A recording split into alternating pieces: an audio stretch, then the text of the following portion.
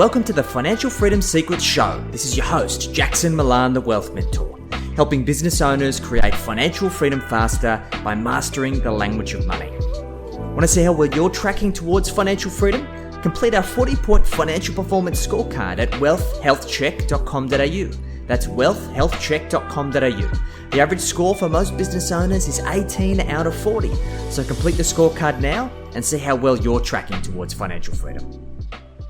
G'day guys, this is Jackson Milan, the Wealth Mentor, and we're here for another episode of Financial Freedom Secrets. And I've got a new friend of mine, Axel Meierhoefer, all the way from the States. We were introduced recently and we've had some great conversations, share some really similar values around building wealth for business owners, how to do it the right way, and how to not feel so hopeless when you do make mistakes along the way. Because I feel that there are so many people out there that talk about the great successes that they've achieved, the wealth that they've amassed, but don't necessarily talk about the mistakes and the challenges that they've had along the way. We're all human after all, and we sometimes need to learn through failure to allow us to then go on to achieving financial freedom. So we're looking forward to unpacking hopefully a whole lot of value for you guys so you can push the needle forwards on your wealth journey. So Axel, thanks for joining us, mate. How you doing? Yeah, very good, Jackson. Thanks for having me. So, mate, for those of the listeners and watchers who don't know you, tell us a little bit about you, what you do, and your story. Yeah, so the story is I'm originally from Germany. I came over to the United States with the Air Force while I was still serving in the Air Force. And then through all kinds of different machinations, got to the point where, you get to an age where the body is just not really fond of doing these kind of maneuvers with military jets anymore. So I basically decided, and that's a normal thing in that kind of career, to retire from the Air Force. And then the question became, what do I do next? I initially got recruited as an executive in a software company, but quickly actually felt that that wasn't really quite the right thing for me. And so I then looked around and decided, well, if I don't like how other people do it, maybe I should do it myself, and started my own business. And initially, the business is called AH Green Homes, but what we really made out of it is Ideal Wealth Grower, which is an educational and mentoring company helping people to actually use some of the residual income that they have to invest it properly to build wealth. And I think that was kind of aligns us and makes us thinking along the same ways. Fantastic, mate. So I'd love to unpack a little bit about the Air Force. So you were flying jets in the Air Force? Yes. Yeah. And what originally took you down that path? Were you a bit of a thrill seeker? What was the appeal? No, it was actually, and people will probably chuckle about that. What actually happened is I had a godfather and uncle who worked for Lufthansa. And at the time, this is like dating myself, but many, many years ago, it was common that airlines, especially when you flew business class, they had this kind of what they called airline or airfare paper that was super thin and like a little bit like almost parchment. They had these little model airplanes and pilot pins and stuff. So every time there was an opportunity to kind of give me or get me something, he sent stuff like that. So I had a whole collection in my room when I was little with all these kind of airplane and Lufthansa memorabilia. And I guess I would have to blame my mom a little bit because she reinforced it, because every time there was a contrail going across the sky, she was saying, oh, look, Uncle Gerd is up there, like he was literally in every plane that came across, right? So I built this fascination of aviation. And when I got out of school, I applied, obviously, to Lufthansa, went through their testing, and then they sent me a pretty nice letter. They said, Mr. Meierhoefer, congratulations, you passed our testing, but we sadly have to tell you that due to the economic environment, we do not currently bring on new people for training, but we will let you know as soon as this passes and you can start your training. And so I called them up literally. I said, so how long do you think? And they said, well, we can't make any promises, but it could easily be a few years. So I was super bummed, and then thinking, okay, well, what do I do now? I drew a blank, right? For me, my dream kind of fell apart. But then somebody said, well, your mom works at the Navy. Aren't you aware that the Navy is flying planes too? And I was kind of aware, but not so subconscious or something like that. So I thought, well, okay. So I asked my mom. She said, oh, yeah, there is a recruiting station you can go. So I went there, applied, told them that I wanted to fly for the Navy. And they said, oh, yeah, that's great. We're looking for people. No problem. The only thing is you have to first learn how to drive a boat. And I'm like, no way, I want to fly. Why would I learn? It makes no sense to me. That was like my time when I was still a logical German, right? So it made no sense to me. And I kind of argued with him, which was probably not the smartest thing. And then towards the end, he said, you know what? If you only want to fly, why don't you go to the Air Force? And I'm like, duh. No, so I literally went to the Air Force, and the first thing the Air Force guy said is, have you ever gone through any kind of testing or stuff like that? It's not that easy.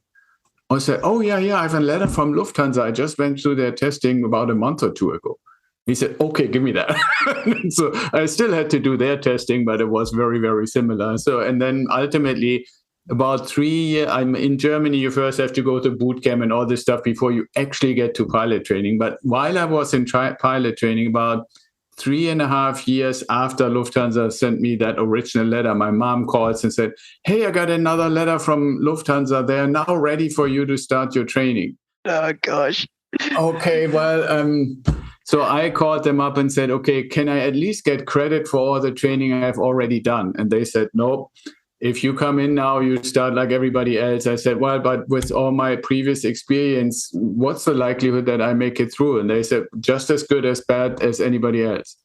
But I was almost through the military training. So I thought, well, do I really want to take that risk? And I decided at the time, I didn't know you, Jackson. You would have told me it is a much better deal to fly for the airline and make way more money. Right?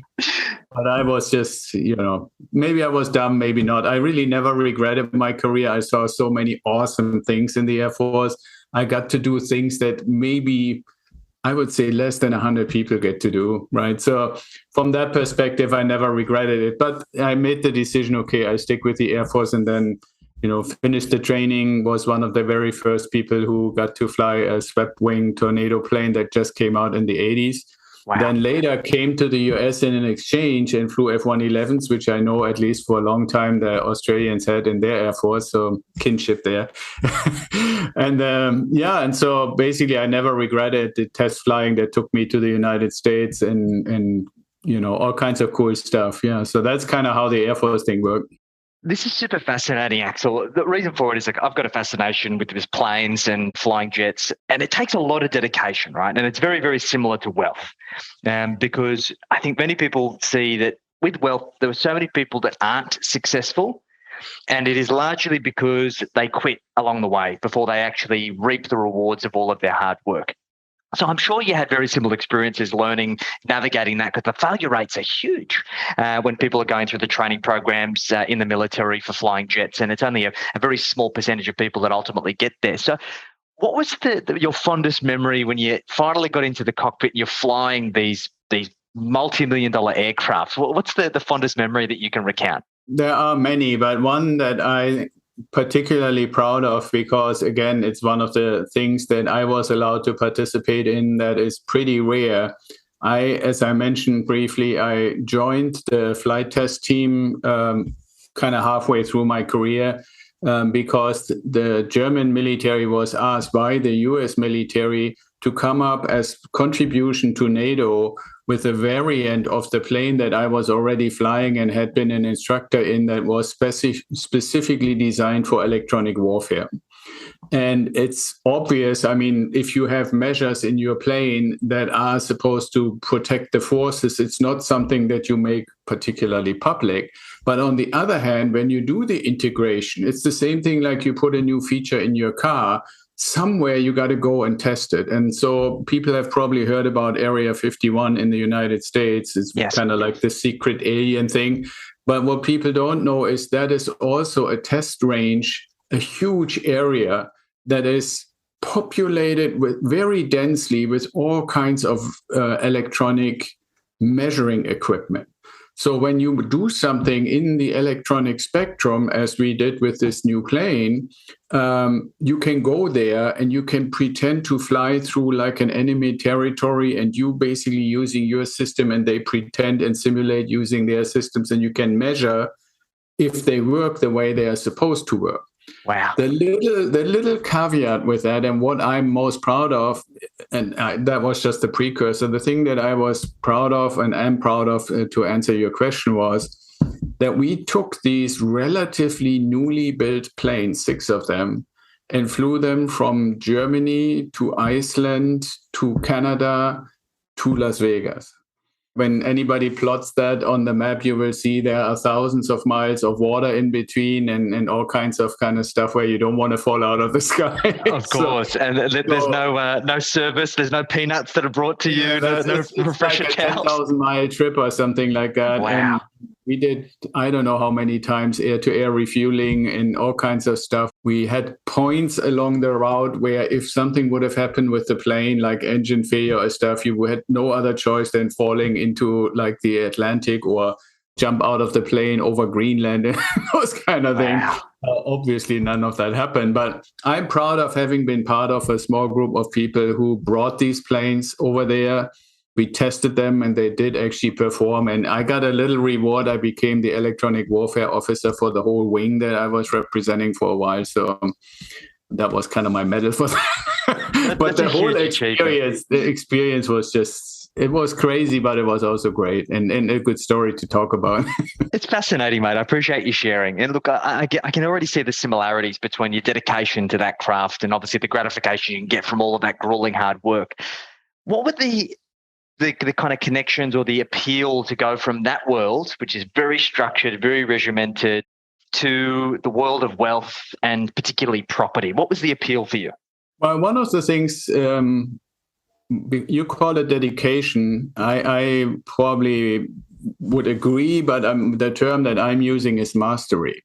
What it takes to make a trip like I just described and ultimately test this stuff, the moniker that our little crew of testers basically received, myself included, was that we knew the bits and bytes by first name. Yes. And that's kind of, in a sense, the bridge and the analogy to what I'm trying and still trying to do. And I'm assuming you would agree, we never stop learning when it comes to building wealth and investing. Right. And I brought that kind of desire for mastery into basically my second life after the military to really learn all the ins and outs that I could. And for me, what actually has proven to be true is that you have to define the rails, kind of like the niche or the rails or the path that you want to actually go on. So when people often ask me, why are you mentoring and helping and educating people almost exclusively on investing in residential real estate? My answer is, well, because I believe I've reached and I'm still adding to a level of mastery in that admittedly somewhat narrow area. Yes, you can do apartments and multifamily and all kinds of interesting other things. And I don't mind other people reaching mastery in those, but I'm fully occupied by serving the clients and continuously learning within those rails, right? And that's the same in the Air Force. When I wanted to become a really successful electronic warfare officer for our military, I needed to get to know the bits and bytes by first name. I think this is really important because I can already see the connections between all of this from what you've just recounted, Axel. How it didn't make sense for you to go into the Navy to learn to drive a boat to then fly a plane is the same mistakes that we see so many investors make around trying to be over all of these different strategies, even just within the property market, let alone the share market, let alone crypto, let alone all of these other things that people end up dabbling. Whereas you've spent a whole career and you've got a proven track history of niching and becoming a specialist in pursuit of mastery. And I think that's a really important characteristic. I've made this mistake myself of trying to be an expert of too many things and not niching. And it's only when I've tried to niche and committed to that I actually got huge amounts of growth. Have you always been like that, Axel, or did you dabble from time to time in the past? No, I think I would say there were certain fascinations. Like I have been interested in money and how you can use money and what you can do with money even before I joined the Air Force. Yes. The thing that I have to say, and that is a big pet peeve of mine, I could get on the soapbox on it, is that I find it really incomprehensible why, and I'm finding this across the Western developed world, why no place that I'm aware of really has financial training, financial schooling as part of the regular education system. I agree. Right. And so early on, it started out, we had things in Germany. They wanted to, for example, encourage people to save money from early on. Now, obviously, when you grow up, there is a certain level of rebellion. So the banks thought they were very smart. So they came up with a little savings booklet where you could basically put your birthday and your communion donations from the family into what they called the jeans savings book. And it was a little book that on the outside looked like it had a cover made out of jeans material, right? Okay. So that was called the jeans savings book. And I always felt, while those 2 or 3% interest that we were getting wasn't really that great. I had no idea what inflation was and stuff like that, but it didn't feel like it was the good thing, but still better than the piggy bank. Right? So I understood, okay, there's a piggy bank, there's the jeans savings book. What else is out there? And then ultimately, just being interested doesn't necessarily help much. So then, you go to school and in my case, go to the Air Force and so forth. But that fascination was always there. And I found over all the years that I've been around that really understanding, I think that is, when you talk about what is mastery, is understanding something, basically building knowledge. And if possible, which is what I'm literally doing for our clients, everything that I recommend to them as a mentor, I've done myself before.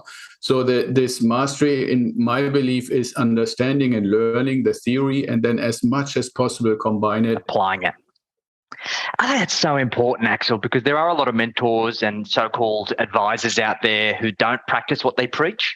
And that's what I always say. Sorry for interrupting, but I always say to my clients, when somebody says you should build a portfolio of houses or residential real estate, or you should buy these mutual funds, or you should get into this ETF, or crypto, always ask them, tell me how much of your money is invested in exactly what you just told me, and you will be most shocked.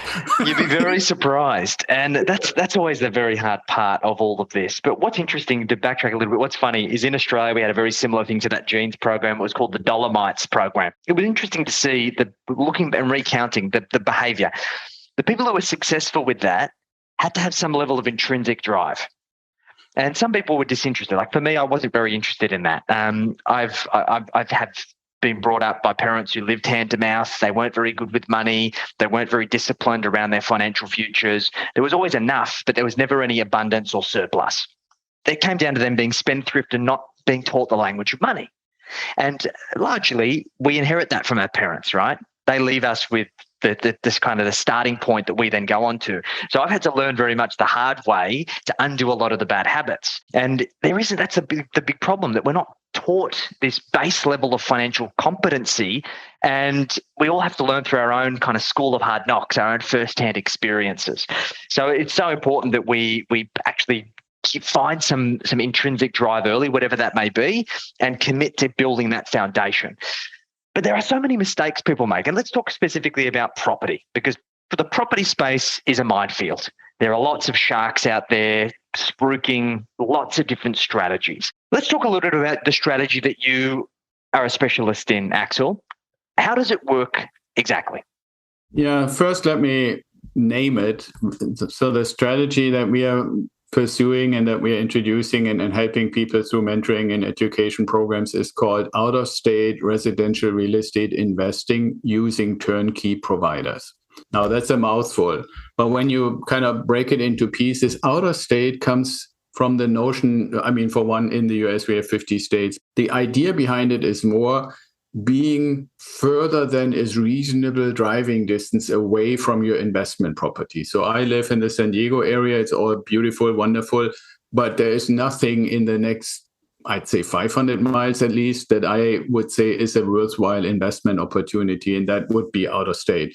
Now, in some cases, people might be within their state. If you live in Texas, you can go 2,000 miles and never leave the state, I guess, Sure. But so the point is, the out of state part is literally to say, where can I find an area within the same kind of legal system, like, for example, the United States, to invest in, where I find well-performing properties. And we can go into what well-performing properties means. Then residential real estate is pretty obvious. And it's obvious to me because the rules in the United States are very clear. They say anything that's single family, a duplex, triplex, or fourplex.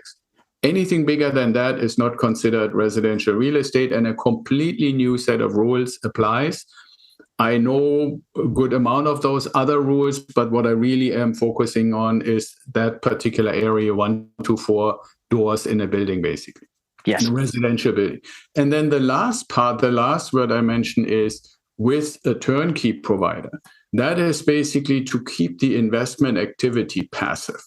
Yes. Because, and it's not just any old turnkey provider, there are several different ones and different types. I'm always making a big emphasis in our definition means an organization whose business it is to manage properties for investors has to do 3 things to qualify. Number 1, they have to find a property that is suitable for investing and well-performing and renovate it on their dime so they can put it up on the market for a fair market rate price. So it has to appraise within what they're asking for. If it doesn't appraise, we wouldn't buy it. Right. Yep. So they renovate it, they put it, that's number 1. Number 2, they put it up on the market for a fair market rate price, which can be proven through appraisal, which also the lenders obviously want to see.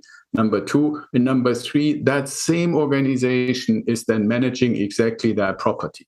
These 3 things are so important because if you think about it, and we can draw all kinds of different examples, if you know that you're doing something, you're fixing something or you're helping somebody or whatever, and a couple of months later, you will be the one responsible for maintaining it. You got skin in the game. And I'm going to use a term you probably have to bleep out, but you would be a complete idiot if you do a shitty job on the renovation, knowing that in a month or 2, you're going to be the one who is going to fix it. And we always trying as much as possible for ourselves, for myself and our investors, to get a certain warranty. Now, different turnkey providers, some have 3 months, some have 6 months, some have a year, some want to charge you for an insurance policy. But fundamentally, we always want to make sure that there's a certain amount of time after we buy that the property is under warranty. Now, if you're an idiot in renovating, then you have to pay basically later by fixing everything. But logic and human nature dictates, if I know I'm renovating a property that my own team, my own company is going to manage in a month or 2, then you just do a better job on it. Right? And so that's why that kind of turnkey provider is not just anybody who flips a house or anybody who says we have a business managing other people's property. It has to be under that umbrella. So these 3 parts, it needs to be in a well-performing area. In a lot of places in the United States, that means, or I don't know if that applies to Australia, but there are places where it's very expensive and it's just not good performing. That makes sense. Yep. Right. So it's the outer state. Then the residential, because that gives beneficial tax laws from the government, and the third part, turnkey. So you can keep doing your job, still running your business, all those things. And your investment is basically being maintained by somebody that you pay. Makes perfect sense. And it's a very similar strategy to what we advocate for our clients here in Australia and in the US. Because if you're in the business of running a business, it's not your best use of your time and effort to go and renovate properties and manage them and do that kind of stuff. The opportunity cost compared to spending that same amount of time growing your business, it's apples and oranges. It's not a fair comparison. So the idea is, let's turn active profits into passive wealth. And this sounds like the best way to do it. Now, you mentioned quality investments, things that have those fundamentals of future performance. So what specifically are we looking for in that due diligence process? One quick thing I want to say is why I'm so glad that you invited me to your podcast, especially because the audience is mainly business owners, is that business owners in this game have a little bit of an advantage over the regular private investor. If your business is somewhat successful, you either have some freelancers or virtual assistants working for you, or you have employees. But no matter what category of people you have working for you, you're building a process and be getting better and better in directing other people, managing other people to get certain strategies and certain things done.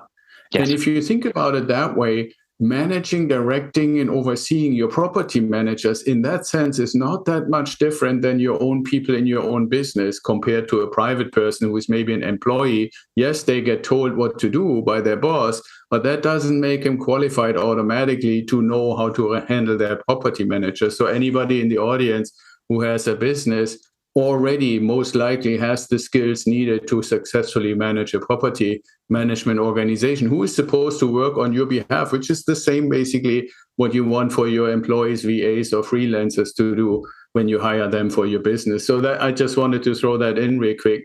Now, this performance, or what I always say, well-performing property has or comes from how do we actually generate passive income? And the side and the system that we have, I mentioned, is called Ideal Wealth Grower.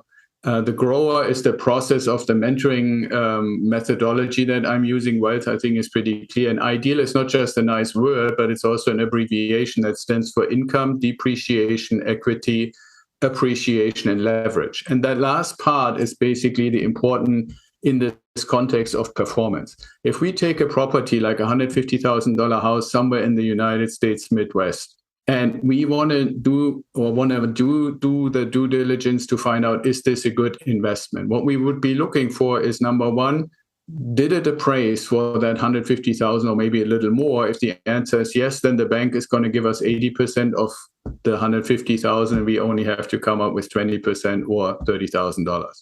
So that gives us this 5-to-1 leverage, which is important. And I want to just point this out real quick. If that $150,000 house just increases in value by 5%, and I think that is very modest, right? So that would basically be $7,500. Now, if you put your $30,000 in, you, even though it's finance, get the full $7,500. So that in and of itself is already like a 25% return on your investment.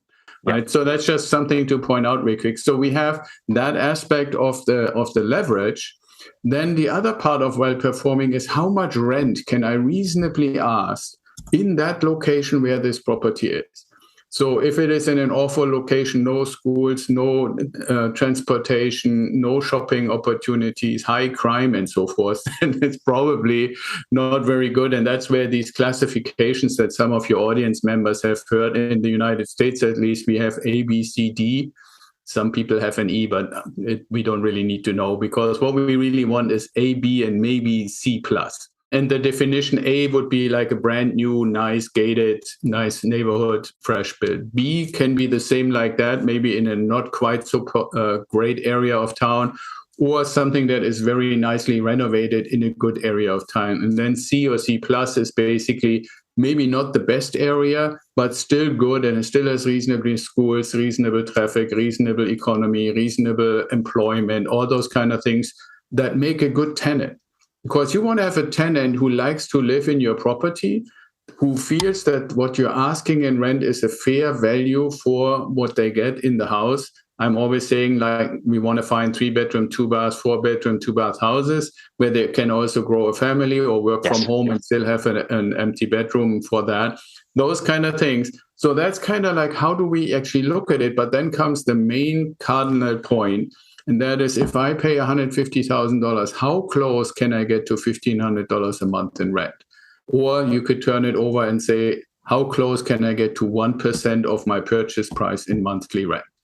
Now, because of the price increases that have happened in the last few years, I'm sure they have happened in Australia too, yes, it has gotten harder and harder to find that ratio. And one thing that we find is people, when you put them all basically on equal terms, and you ask, would you pay more if you had the same 3-bedroom, 2-bath, 1,500 square foot house that is in a neighborhood and has been renovated recently, but was originally built in the 1960s or 70s? Or on the other door, like, pick the door kind of thing. You go through the other door and you get a brand new house that was finished 3 months ago. I would say, at least for Americans, the vast, vast majority would say, I'm willing to pay a little more for a brand new house. Sure. Right. And so that's basically the shift in recommendation that we have done. We used to basically find that ratio a little easier for a renovated house because it's also typically been a little cheaper to purchase. But now those prices are almost the same. So I recommend to our clients, if you can, and I give you an example of what we're doing right now, a house in Memphis, Tennessee, which is called the supply hub of the United States, headquarters of FedEx and stuff like that. We can get a brand new, about 1,300 square foot house for $160,000 and get about $1,350 to $1,400 in rent.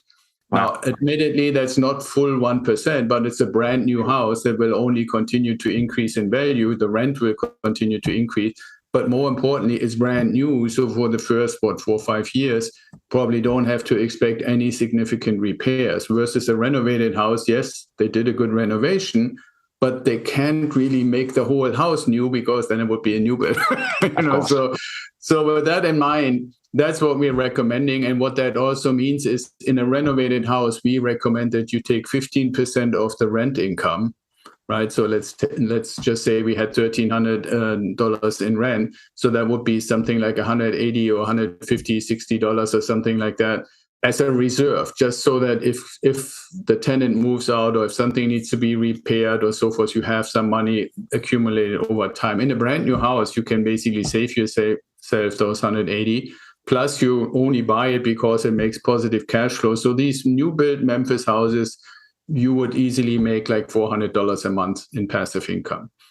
And that is then ultimately house number one. And if you say, and this is how we actually look at it, we define with our clients what we call your time freedom point. What is the number where you would say, if I had that money coming in every month, then I could let somebody else run my business, and no matter how it performs, I can cover my life expenses, my own rent or my own mortgage, my own cost of living, my car, everything, my vacations and so forth, whatever that number is. And the number is obviously different for every person. Sure. But when you have that number and you say, okay, well, so now I have house number one and it makes me $400, you basically divide your number that you just determined by 400 and you know how many of those you need. And then it's a matter of how much did you put away, or do you put away every month? So if you say, okay, well, it's only good enough to make one of those purchases a year, then let's say the number is 9, then you need 9 years. If you can put more away, then it might be 5 years. If you can put less away, it might be 10 years. But you can actually see this. And one of the things, coming back to what we spoke about earlier about mastery and so forth, is that when you set a goal, I would say this is universally true. When I set the goal, I want to be able to fly these jets, there was an enormous amount of passion and motivation behind it. If our current clients say, I want to become financially free, I want to have the freedom to decide what I want to do with my time, not because my business says so or my boss says so, I want to decide. Well, that can be a very strong motivator. And if you have that, then the time period is not really that relevant anymore. It's just a matter of dedicating yourself, stay motivated to get to that goal. And that's how I've operated. And I know this is not necessarily for everybody, but there are plenty of people who can follow that path. And we now have quite a few examples where people actually reach their time freedom point. And it's an unbelievable joy for me to be part of that journey. It's magical to see. And I think the most important part is having clarity of the outcome, because there's so many people that are flying blind. They're not quite sure what the destination is. They're just building wealth for building wealth's sake. And they mistake the vehicle, which is the wealth creation, with the destination. And it's not the money that matters. It's the outcomes that are produced by the money. And that's the most important part. And that's what keeps us on track, right? And I think that's what's so important. Yeah, absolutely. The other part about it is what happens is, besides the financial components and the wealth creation, what I'm observing is that there is, in most cases, a transition from somewhat of feeling and behaving like a victim to much more feeling and behaving like somebody who is creating their own destiny, their own future. Right. And when you see so-called evidence that you're actually doing it right, because you bought your first one and then next year you bought your next one, and then your business did awesome because somebody, like you have a bakery and everybody wants delivered bread now suddenly for twice the value. Now you made massive profits. You buy 2 in that year, right? And so you can see literally that the approach works, that your passive income keeps increasing. Obviously, most of the time, business owners don't really need to consume it. So they pump it back in as reinvestments. And we have a pretty cool strategy for fractional real estate while you're in this accumulation phase to get to the next time where you can again buy a property. And so ultimately the whole process keeps accelerating.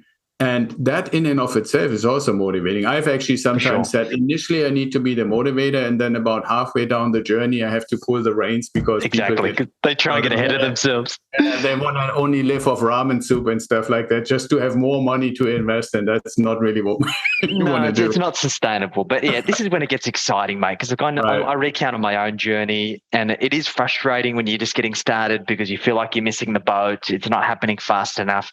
But like I've got to a point now in my business and on my own wealth journey that I'll accumulate at least $1 million of additional property this year. And to be in that position, to do so without sacrifice and compromise of my lifestyle, and to be able to have my cake and eat it too, is the byproduct of good planning and appropriate action and having some patience as well, right? The biggest mistake that people make is they feel like they need to be buying 4 properties a year or 5 properties a year, or they need to play catch up. And if they just set a steady pace, even if they accumulate 1 property a year for the rest of their working life, they're going to retire incredibly wealthy.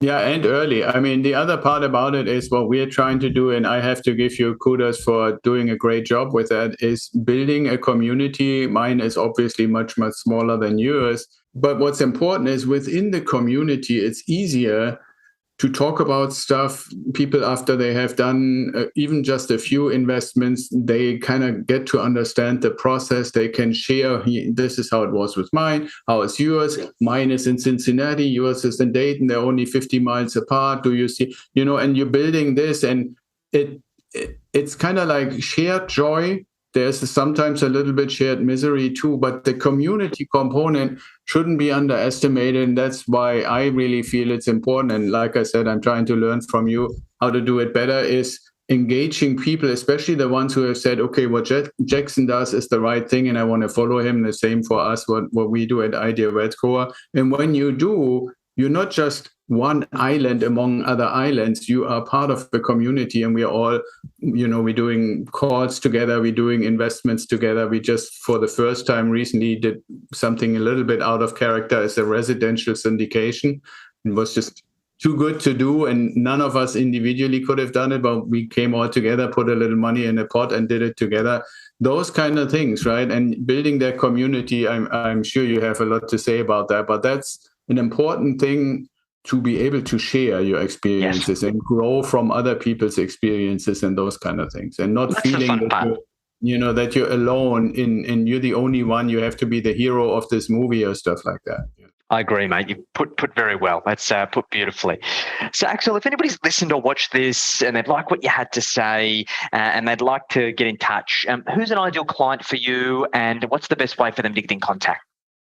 Yeah, the ideal client, I would say, is somebody who has the intention to retire earlier than the traditional kind of like government bill, like what is it now, 67 or 70 or something like that. If you don't want to wait that long and you want to kind of do that a little earlier, and you like investing in real estate because it's a value asset that has a number of benefits, then, I would say get in touch. And the best way to get in touch is just put in Google Ideal Wealth Grower, those 3 words.